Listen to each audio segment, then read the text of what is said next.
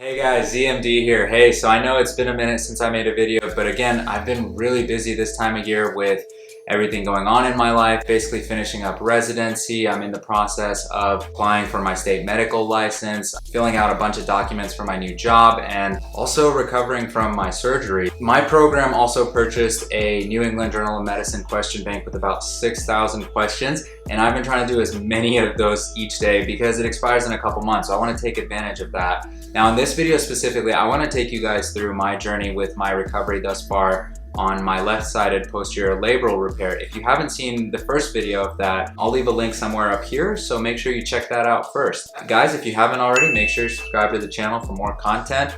So here's the situation. I'm about 6 weeks out. My range of motion is pretty much normal at this point. As you can see, I can completely flex my arm forward with no pain. I can go completely laterally with, again, no pain. So I've been really proud of my recovery. I'm pretty satisfied with my results thus far. I see the surgeon again tomorrow for my 6-week follow-up, and I think starting later this week, I'm probably going to start progressing into the more strengthening exercising, using things like low-weight dumbbells and cables. But I wanted to share with you guys the exercises that I did at physical therapy because I feel like there's a lot of people who might find that to be pretty valuable. Now, I did mention in my last video that personally, this is just a personal thing, this isn't backed by data, but trying to move sooner rather than later does lessen the chance for frozen shoulder post-op. And I think that's intuitive. And I definitely feel like that's more true in young, healthy people who otherwise don't have issues with things like chronic medical problems and osteoarthritis and things like that. So for me personally, I can only speak for myself, but I definitely feel that post-op,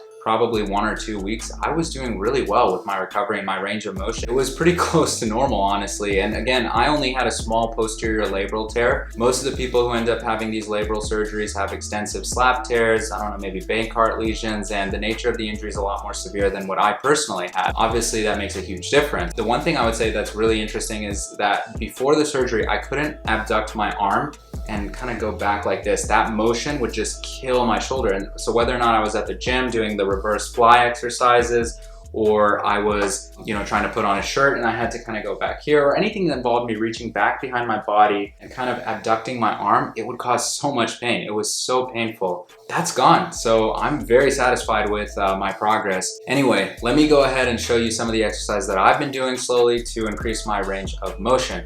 So number one, when I would go into my physical therapy appointment, the first thing I would warm up with would be kind of like this rope in the middle hanging above me, and I would just pull down with my right and my left arm. And I would do this for maybe 5 minutes or so, and I would do this at like a narrow angle, and then we'd go to a wide angle as well.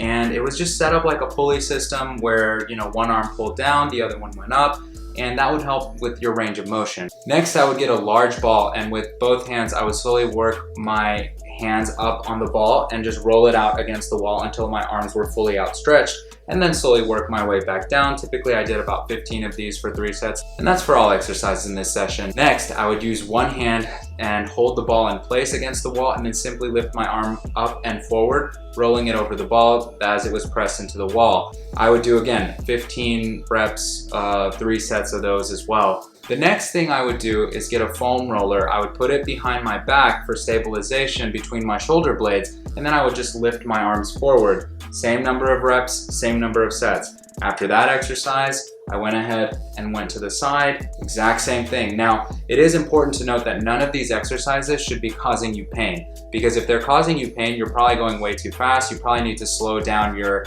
exercises and ease your way into them as you progress with your range of motion post-op. After doing a lot of these, you do feel quite a bit of soreness, but that feeling of soreness is very different than pain. And that's really important to note because that's a huge difference. If you're getting pain from these exercises, something's not right. You need to take a step back, or you're not doing the form right, okay? Next, I would basically go to a bench, and from here, I would lie down on my stomach, and with my left arm hanging down from the table, I would pull up like I'm doing a row.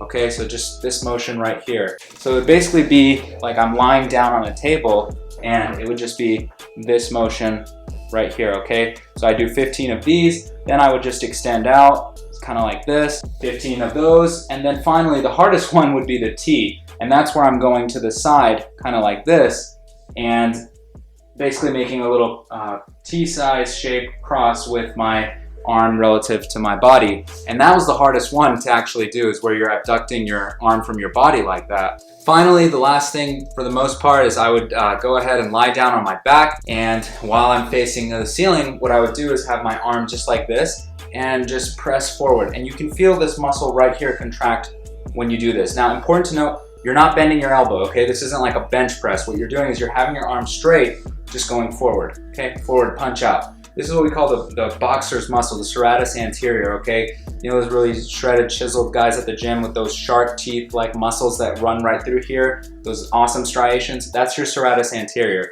And I would do more of these exercises than some of the other ones. And then finally, I would just go ahead on my side and just do a few of these external rotations against gravity. And that would be my entire physical therapy session. So again, it's important that you see your physical therapist to make sure you're doing them the right way. And you know, depending on your nature of your injury, it might be different for you. But those are the things that I did. And for the most part, I've seen really good results. Hopefully from here on out, I can go ahead and start my strengthening exercises. Now, maybe the other things I would say is sometimes on a stationary bicycle, I would kind of just roll my hands forward, my arms doing most of the pushing and pulling, and then the same thing going backwards.